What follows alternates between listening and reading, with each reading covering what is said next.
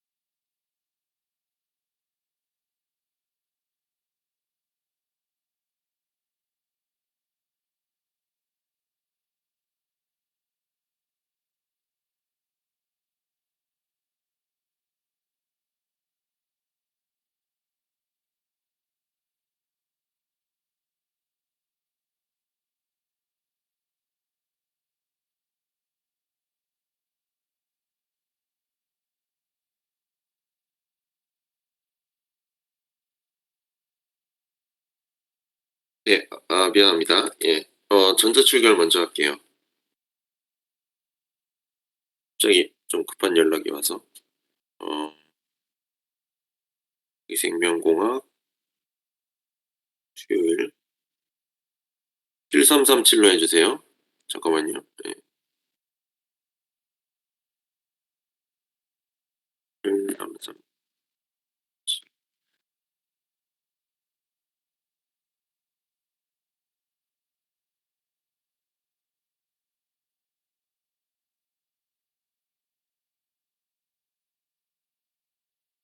예.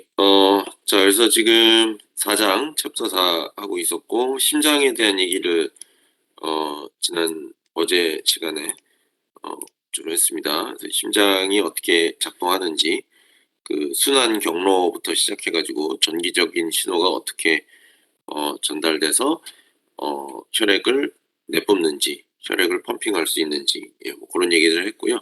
그래서 심장 밖으로 나온 혈액은 어 몸속의 여러 기관들을 거쳐서 이제 일종의 분배가 되죠. 예. 각각의 장기에 필요로 하는 산소의 양만큼 이제 분배가 될 거예요. 예. 그래서 그런 것들을 해부학적으로 조사를 해서 요 퍼센트가 적혀 있는데 숫자가 요 숫자의 의미는 분배되는 혈액의 비율을 의미합니다. 그러니까 심장에서 뿜어져 나온 혈액이 어 그 각각의 기관에 얼마만큼 들어가는지. 그래서 요거를 보면은 이제 숫자들이 좀 차이가 있죠. 그래서 어떤 장기들은 혈액을 상당히 많이 받아들이고, 예 어떤 경우는 어 그렇게까지 많이 받아들이진 않아요. 그 각각 장기의 기능에 따라서 혈액을 또는 산소를 많이 필요로 하는 장기가 있고 그렇지 않은 장기가 있다는 것을 알 수가 있죠. 예를 들어서 뭐 브레인 뇌 같은 경우는 자기 크기에 비해서 상당히 많은 양의 혈액을 받습니다.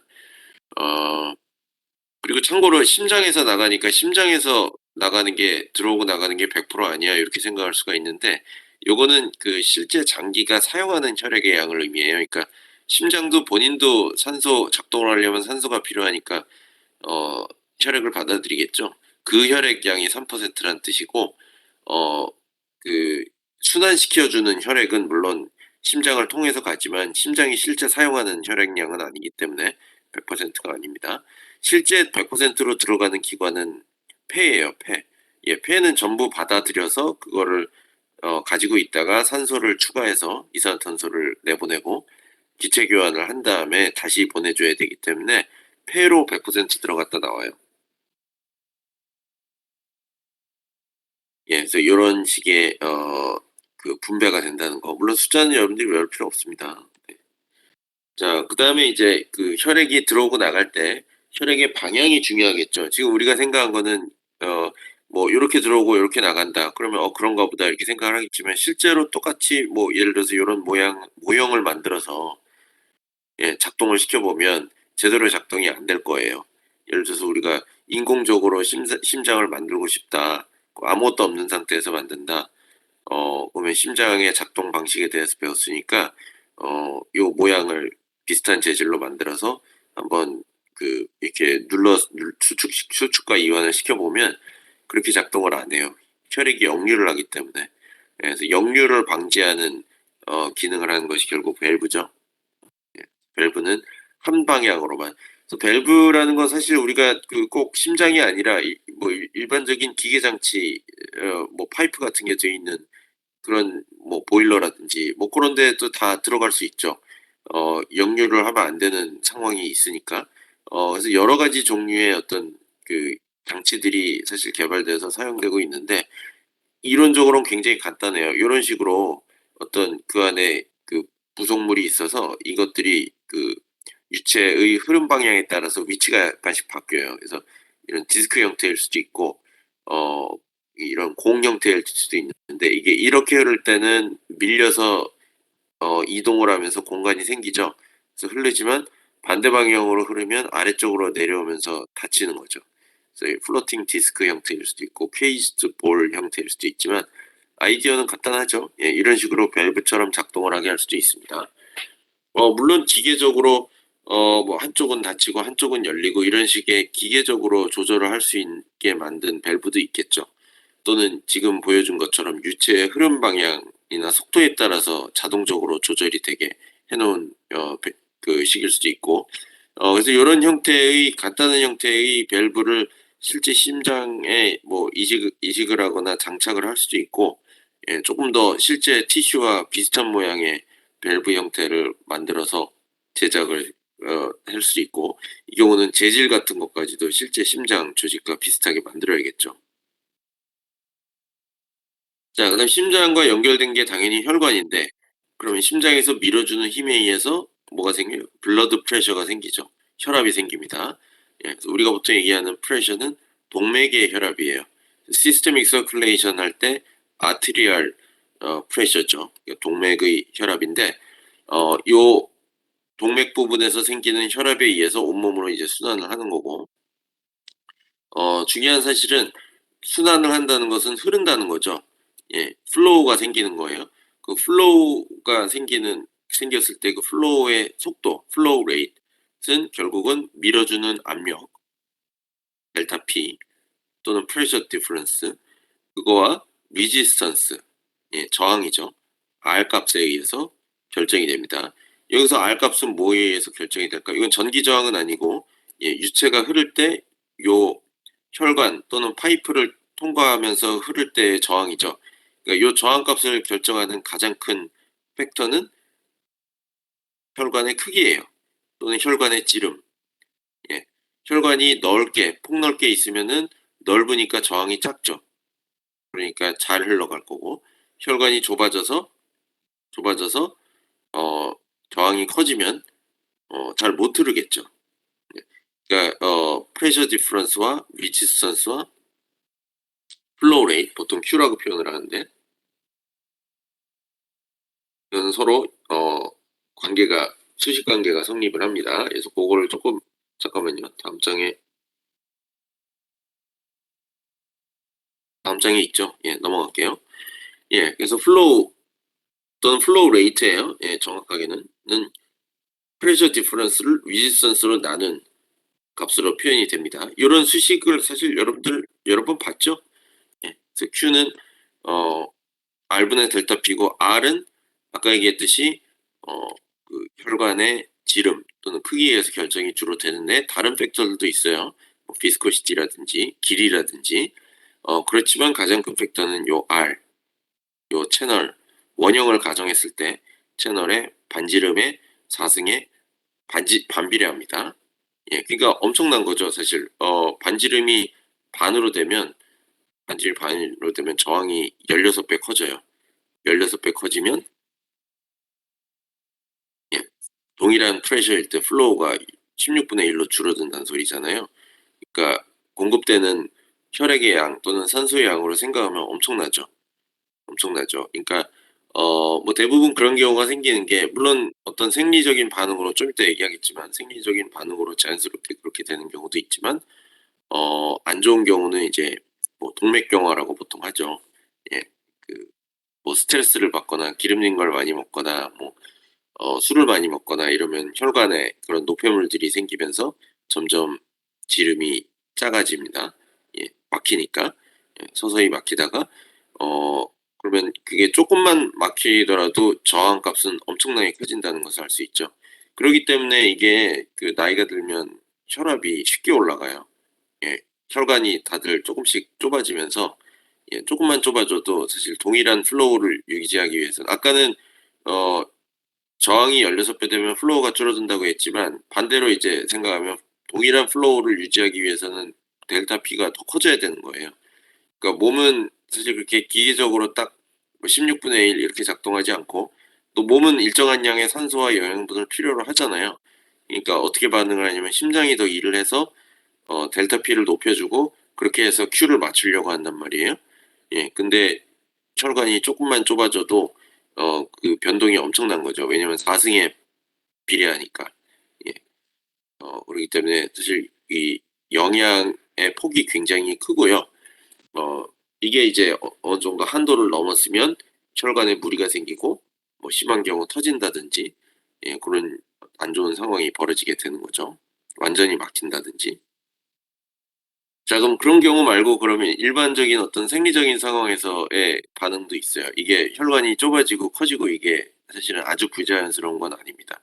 우리의 몸 상태에 따라서 자연적으로 그 혈관의 크기를 조절을 해요. 그래서 우리가 아까 예전 시간에 머슬에 대해서 얘기할 때 혈관에도 머슬이 존재한다고 했잖아요. 혈관에 머슬이 존재하는 이유가 물론 우리가 의식적으로 컨트롤할 수는 없지만 이런 외부 상황이나 어떤 상태에 따라서 혈압을 조절할 필요가 있기 때문에 그 혈압을 조절할 때 혈관의 폭을 조절해서 그 근육 조직이 움직여서 조절을 하게 됩니다. 그래서 대표적인 어떤 경우가 있냐 이거는 그 전문적인 생리학적 용어예요. 그러니까 fight or flight response라고 하는데 fight는 싸우는 거죠. flight는 도망간다는 뜻이에요. 예. 이게 단어가 비슷하기 때문에 이렇게 붙여서 표현처럼 쓰는데 fight or flight response는 예를 들어서 뭐 동물이 될 수도 있고 사람이 될 수도 있고 어떤 위험한 상황 뭐 적을 만난다거나 공격을 받거나 그럴 경우는 두 가지 중에 하나를 선택해서 해야 돼요. 맞서 싸우거나 아니면 도망을 치거나. 예. 근데 어떤 경우든지 간에 순간적으로 어 급격한 순간적으로 어떤 강한 신체적인 능력을 또는 신체적인 대응을 필요로 하죠. 그래서 그거에 맞게 생리적인 반응이 일어나요. 예를 들어서 심박수가 올라가고 예 혈액과 산소를 많이 공급하기 위해서 브론키올은 나중에 배우겠지만 그 기관지예요. 기관지가 다일레이션 된다는 것은 확장된다는 소리입니다. 예 숨을 더 잘 쉬어야지 산소를 빨리 얻으니까. 이해가 되죠? 그다음에 어 혈관이 수축돼요. 혈관이 수축되면 지금 생각한 거로는 저항이 커지니까 플로우 레이트이 안 낮아질 것 같은데 혈관이 왜 수축되느냐? 예 근육과 같은 필요한 부위에 혈액을 모으기 위해서 혈관이 수축이 됩니다. 예 반대로 혈관이 확장된다는 것은 그 혈액 순환이 잘 되면서 좀 보통 얘기하는 그 느슨해지는 거예요. 예 그 릴렉스 되는 거고 긴장하거나 급박한 상황에서는 혈관이 수축이 됩니다. 근데 뭐 요즘은 이게 무슨 뭐길 가다가 적을 만나고 이러진 않죠, 사람들은. 뭐 일반적인 사회라면. 그렇지만 이제 일상적으로도 많이 겪고 있어요. 긴장을 하거나 뭐 어디 가서 발표를 해야 된다. 그럼 그때 여러분들이 느끼는 기분이나 감정이 fight or flight response에 해당이 됩니다, 사실상. 아니면 뭐 스트레스를 받거나 예 뭐 직장에서 뭐 안 좋은 소리를 듣거나 상사가 예를 들어서 뭐 그런 경우가 되겠죠. 예. 시험 점수가 안 좋거나 학생의 경우는 그런 경우에 일어나는 반응들도 fight or flight response에 해당이 되고 요런 일련의 반응들이 일어나요. 그리고 마지막으로 쪼끔 흥미로운 게 있는데 스토막 액션을 이니비션 한다고 돼 있죠. 예, 장의 활동을 일시적으로 정지시킵니다. 예. 어 뭐 싸우거나 도망을 가야 되는 상황에서 뭐 화장실에 가고 싶거나 이러면 안 되잖아요. 예. 그래서 그 일시적으로 실제적으로 이런 메커니즘들이 있어요. 예. 그래서 지금 어 이야기한 이런 혈관을 얘기하다가 했죠. 그 혈관이 수축된다는 거를 이제 바소 바소라는 게 혈관을 뜻해요. constriction 이라고 해요. 바소 constriction이 이런 fight or flight response일 때도 나타나지만 예 카페인 같은 어떤 화학물질에 대응돼서 나타나기도 합니다. 예 그래서 그 커피 먹으면 좀 반응이 심하게 오는 사람들도 있잖아요. 예 거기서 일어나는 반응도 좀 유사해요. 심박수가 올라가고 뭐 혈관이 수축되고 뭐 이런 식으로. 물론 전부 다 동일하진 않지만. 자 그래서 우리가 그 혈관을 어떤 파이프처럼 비유해서 설명을 하고 있는데 어 이 혈관이 한 줄로 쭉 가는 건 아니죠. 모세혈관이 이렇게 나눠지니까. 그래서 일종의 그 네트워크처럼 생각을 할 수도 있어요. 그래서 네트워크라면은 어떤 건가? 이렇게 갈라지는 거죠. 가지를 치면 그러면 가지를 칠 때 이 플로우가 어떻게 나뉘는지를 또 생각을 해볼 수가 있어요. 뭐 예를 들어서 그 동일한 이 지금 유닛이 적혀 있는 건 저항값을 의미합니다. 동일한 저항값을 가진 동일한 크기 또는 뭐 길이의 혈관으로 나눠진다. 그러면은 100이 들어오면 똑같이 20 으로 나뉘겠죠. 근데 만약에 저항값이 다르다면 균일하게 나눠지지 않을 거예요. 실제 그렇게 되고 혈관의 크기가 계속해서 바뀌잖아요. 예를 들어서 5 개로 나눠지는데 어 4 개는 저항값이 5 유닛이고 하나는 저항값이 100 유닛이다. 그럼 우리가 이렇게 생각할 수 있는 거죠. 여기 앞서 봤으면 Q는 R분의 델타 P잖아요. 예. 그러니까 저항이 20 배다. 그럼 플로우는 20 분의 1로 나눠진다는 것을 알 수 있죠. 그러니까 각각이 20이 들어간다면 예 저항이 20 배면은 20 분의 1 즉 1이 들어가요. 요 혈관으로는. 그러면 다 하면은 이제 81 흘러가는 혈액의 양이 흘러간다는 것을 알 수가 있죠. 예 그래서 요런 식으로 일종의 네트워크처럼 아니면 전기 회로처럼 비유를 많이들 해요. 전기 회로처럼 생각해서 분석을 할 수가 있습니다. 어 그다음에 또 유체역학에서 배운 내용들을 조금만 한번 언급하고 갈게요. 우리가 유체역학 처음에 뭐 유체, 유속, 뭐 전다 능력, 시어 스트레스 이런 거 배울 때 레이놀즈 넘버라는 걸 배우죠. 레이놀즈 넘버가 뭐 2,500 이상이면 어 뭐 터뷸런트 2,500 이하면 2,100을 여긴 기준으로 써 놨네요. 2,100 보다 이하면 라미나 플로우라고 하고 뭐 얼마 이상이면 터뷸런트 플로우라고 그러고 그러죠. 혈관에서는 거의 모든 영역이 존재해요. 그러니까 터뷸런트 영역도 존재를 하고 라미나 플로우 영역도 존재를 합니다. 혈관이 작을수록 더 천천히 흘러가고 천천히 흘러갈수록 더 레이놀즈 넘버가 작아지기 때문에 라미나 플로우에 해당이 되고요. 에이오타 대동맥이죠. 대동맥 같은 영역에 가면 혈관이 넓어지고 속도가 빨라지기 때문에 예 터뷸런트 플로우에 가까워지거나 터뷸런트 플로우에 해당이 되죠. 그래서 이런 그 혈액의 흐름 양상을 혈관 안에서 어떻게 해석하느냐도 상당히 중요한 이슈고 지금 뭐 동맥경화나 이런 그 거에 관련돼서 조금 간단하게만 얘기를 했지만 이 동맥경화가 혈관 안에서 진행되면서 혈액의 흐름이 어떻게 바뀔지 이런 것들을 연구하는 경우들도 있습니다. 자 그다음에 몇 가지 좀 추가 자료들이 있어요. 이게 그 체순환 시스테믹 서큘레이션과 풀모너리 서큘레이션을 가면서 그 혈압 프레셔가 어떻게 바뀌는지 이걸 보면 그 카필라리 모세혈관으로 가면 혈압이 엄청나게 낮아지죠. 예 여기는 혈관이 엄청나게 좁기 때문에 예 혈압이 낮아져서 이렇게 나눠져서 흘러가고 동맥에서 혈압이 제일 높고요. 그다음에 그 혈압을 잴 때 값이 2개 나오잖아요. 120, 80 이렇게. 예, 시스톨, 디아스톨 이렇게 심장이 수축할 때와 이완될 때, 예, 고때 이제 그 두 가지 혈압이 이렇게 사실은 이렇게 일종의 펄스처럼, 예, 위아래로 진동을 하면서 생겨나죠. 자, 그다음에 그래서 레스피토리 시스템으로 넘어갈 건데, 지금 심장 서큘레이션 시스템에 대한 얘기를 이제 마쳤어요. 그래서 레스피레토리 시스템으로 넘어갈 건데 한 30초 1분 정도만 조금 쉬었다가 이어서 하도록 하겠습니다.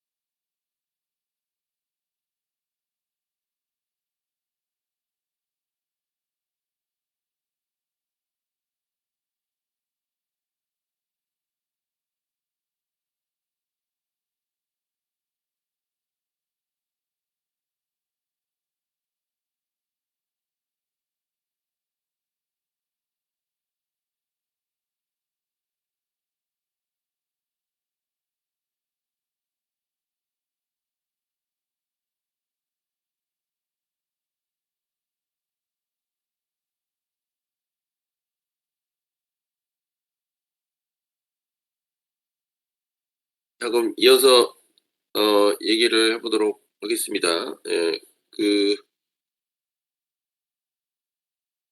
그다음에 그 심장 부분 얘기를 할 때도 그랬지만,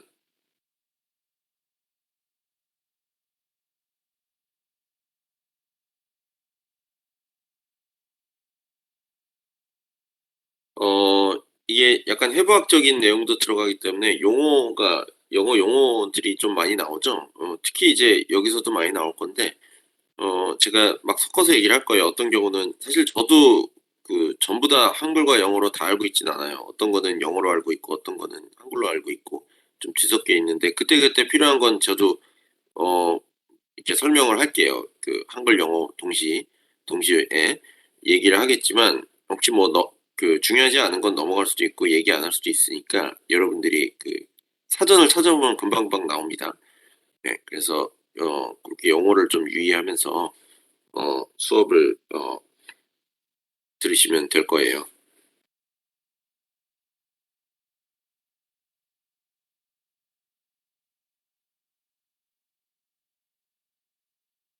어 자, 그래서 respiratory system 말 그대로 호흡계죠. 그래서 기체 교환을 목적으로, 예, 그 기체 산소와 이산화탄소를 가 이동하는 기관이라고 할 수가 있고, 크게 보자면 요게 몇 가지의 부분으로 나눠져 있어요.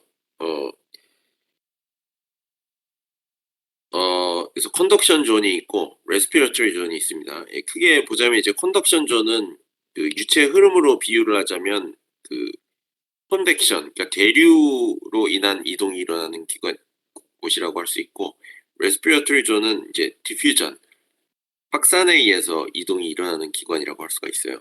그래서 그 공기죠, 이 경우는. 공기가 그냥 흘러들어 오는 또는 흘러서 이동하는 곳이 컨덕션 존이고, 공기가 이제 본격적으로 산소와 이산화탄소가 확산에 의해서 이제 이동이 일어나는 곳이 레스피레토리 존이라고 할 수가 있겠습니다.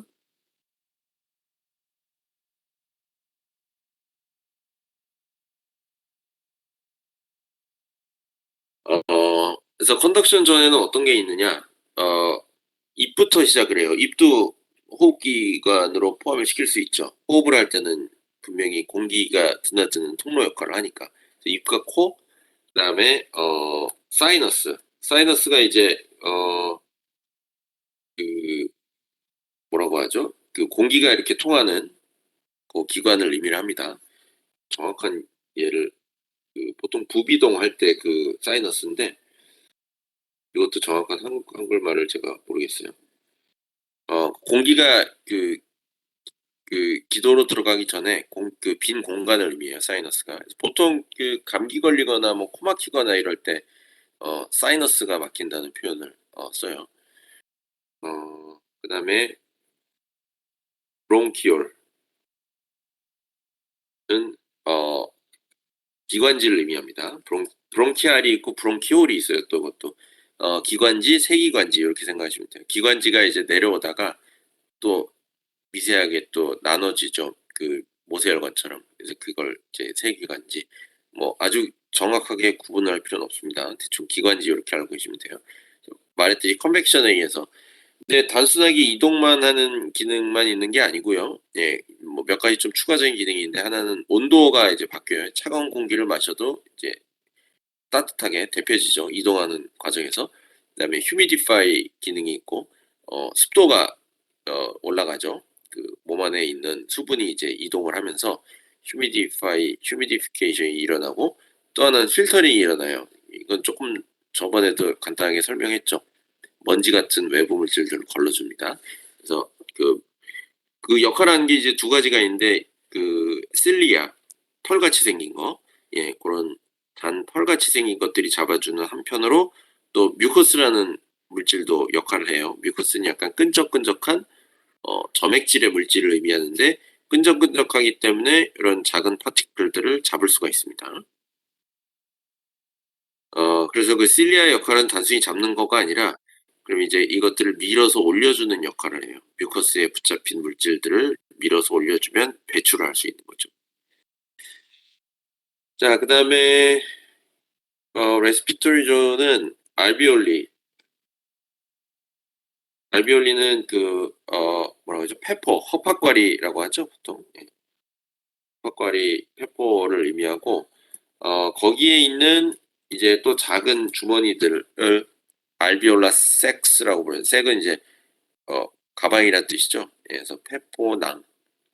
아까 얘기했듯이 레스피레토리 존은 확산에 의해서 본격적으로 기체 교환이 일어나는 곳이라고 할 수가 있습니다. 그래서 이걸 개념적으로 이렇게 표현을 하자면, 트라키아가 아마 기도죠, 기도? 트라키아. 예, 기도, 기관 이런 뜻이에요. 그래서 기관을 통해서 공기가 내려가면 브론키올을 통과하고, 그다음에 레스피레토리 존으로 이동을 합니다. 그래서 각각의 이 번호가 특별한 의미가 있는 것 같진 않아요. 그냥 위에서부터 아래로 존을 나눠준 거고. 예, 그림을 보자면 이제 요 폐가 이렇게 생겼고, 여기 이렇게, 요 용어들은 전부 다는 몰라도 되고, 제가 언급한 거 위주로 아시면 돼요. 물론 저도 여러 가지를 말하겠지만, 뭐 그림에는 사실 더 많으니까 그 단어들이. 예, 그래서 이렇게 내려가서 요 단면을 보면 이제 이렇게 생긴 거죠. 이런 그림들은 다 봤죠? 예, 조금 더 세부적인 설명을 하겠습니다. 자, 일단 브리딩은 공기가 대류에서 움직이는 거죠. 그래서 에어가 들어가고 나가고, 각각 인스피레이션, 익스피레이션 이렇게 표현을 합니다. 인스피레이션 때 어떤 일이 일어나느냐? 근육이 수축해서, thoracic cavity는 흉곽을 의미합니다. 요 가슴 갈비뼈로 이루어진 요 공간, 빈 공간. 그러면 이제 thoracic cavity도 팽창을 하고, 알비올리도 팽창을 합니다. 그런 다음에 팽창을 하면 어떻게 돼요? 우리가 이상기체식에서도 봤듯이 부피가 커지면 프레셔는 떨어지죠. 예, 프레셔가 낮아집니다. 그러면 어디에 비해서 낮아져요? 외부의 대기압에 비해서 낮아져요. 그러면 공기가 들어오는 거죠. 그래서 우리가 사실 아무런 생각 없이 호흡을 하지만, 호흡을 하는 동안 이런 일이 일어나고 있다는 것을 알 수가 있고, 그럼 이제 기체 교환이 일어납니다. 각각의 간단한 숫자들 좀 적어놨어요. 엄청나게 많은 숫자의 알비올리 표면적이 되어 있죠. 왜냐하면 확산은 굉장히 효율이 낮은 프로세스이기 때문에, 이렇게 높은 표면적을 갖고 있어야 몸에서 필요로 하는 산소의 양을 충분히 공급을 할 수가 있어요. 자, 그다음에 참고로 이거는 지금 주제는 아니지만 인터널 레스피레이션 또는 셀룰러 레스피레이션이라는 게 있어요. 예. 그래서 잠깐만요. 뒤에다 저건 안 적어놨구나. 인터널 레스피레이션이란 것은 산소가 이제 이동하는 걸 본격적으로 실제적인 기체 교환 단계를 의미를 하고요. 우리가 보통 레스피레이션 하면 이렇게 산소 공기를 들이마시고 들이내시고 내쉬고 이런 걸 의미하잖아요. 인터널 레스피레이션이란 건 그 안에서 공기가 산소가 이동하는 걸 의미하고 셀룰러 레스피레이션은 또 달라요. 그건 세포가 또 그걸 받아서 에너지를 만드는 과정을 또 의미합니다. 그거는 여기서 얘기하는 주제는 아니니까. 자, 그래서 아까 혈관을 근육이 컨트롤하듯이 여기서도 그 머슬 파이버가 어떤 일을 합니다. 제가 그 코로나 아까 얘기했듯이 실제적인 기체 교환은 요 폐포에서 일어나는데요. 디퓨전에 의한 컨벡션과 디퓨전에 의한 확산. 그다음 몇 가지 좀 특징들이 있어요. 그 구조는 우리가 에피텔리얼 티슈 얘기할 때 조금 한번 봤잖아요. 그래서 그 벽면이 굉장히 얇게 되어 있다는 얘기를 했었고, 그죠? 얇은 한 겹의 세포들로 굉장히 얇아요. 또 한 가지 특징은 굉장히 유연합니다. pliable and collapsible 이라고 써 있죠. 그러니까 일종의 변형이 쉽게 잘 되는 그런 구조를 가지고 있고, 효율적인 디퓨전 확산을 위해서 아까 얘기했듯이 굉장히 얇고 그 플라이어블하고 콜랩스블하다는 표현을 다른 말로 하면 컴플라이언스와 일레스티시티가 높아요. 그래서 두 개는 엄밀히 말하면 조금 다른 개념인데 우리가 보통 뭐 유연하다 뭐 이렇게 그냥 뭉뚱그려서 표현을 하지만 압력을 줬을 때 쉽게 팽창을 하는 게 컴플라이언스가 좋은 거고요. 팽창을 한 후에 쉽게 다시 원래 모양으로 돌아오는 게 일라스티시티가 좋은 거예요. 예, 그래서 두 개 엄밀히 말하면 좀 다르죠. 쉽게 부풀어 오르는 게 컴플라이언스고 다시 원래 모양대로 잘 돌아오는 게 일라스틱한 겁니다. 그다음 또 하나 중요한 특징이 있어요. 서펙턴트로 이렇게 일종의 뭐 비눗물 같은 거 디터전트 성분이죠. 예, 그런 것들이 서피스 텐션을 낮춰주기 위해서 그런 걸로 코팅이 되어 있어요. 왜냐하면 이게 팽창을 했다가 돌아오고 팽창을 했다 돌아오고 이러잖아요. 그럼 우리가 뭐 거품 같은 거 내보면 알지만 그 구조가 불안정하기 때문에 좀 기다리면 이게 터지죠. 예, 터지기 때문에 서펙턴트 그냥 일반 물로 하면 거품이 바로 없어지지만 비눗물로 하면 거품이 오래 가잖아요. 예, 그거와 비슷한 원리예요. 서피스 텐션을 낮춰주기 위해서. 그다음 산소와 이산화탄소가 교환될 때의 각각의 프레셔 차이. 결국은 이것도 프레셔 차이에 의해서 각각 의도된 방향으로 이동을 합니다. 뭐 이런 것들은 쉽게 뭐 이해할 수 있으니까 예전에 배웠을 수도 있고 간단하게 그림만 보고 넘어갈게요. 지금 그다음에 equation of state. 요거는 뭐 사실 여러분들 예전에 이상기체 이런 거 배울 때 다 배웠던 내용이기 때문에요. 그냥 한번 공식 보고 넘어가시면 되고 요걸 근데 왜 얘기했냐면 그 폐에서 아까도 뭐 비가 팽창하면 압력이 떨어지고 이 얘기를 했었잖아요. 예, 그래서 그거 관련돼서 좀 설명을 하려고 한 건데 렁 메카닉스에 대해서 그 다음 시간에 이어서 설명을 할게요. 예, 이렇게 하고 공지사항으로 시험 날짜 얘기했었죠, 제가? 예, 지금 제가 하는 수업 다 얘기했었던 것 같은데 4월 마지막 주 수업 시간 2시간짜리 수업 시간에 볼 겁니다. 화요일이 되겠죠. 그렇게 알고 계시면 되고 별다른 질문 없으면 이렇게 마칠게요. 오늘. 예, 수고들 했습니다. 종료하셔도 돼요. 다른 거 없으면 질문 있으면 질문하셔도 되고 그다음에 질문은 수업 시간에 하셔도 되고 여러분들 뭐 메일로 그냥 메일로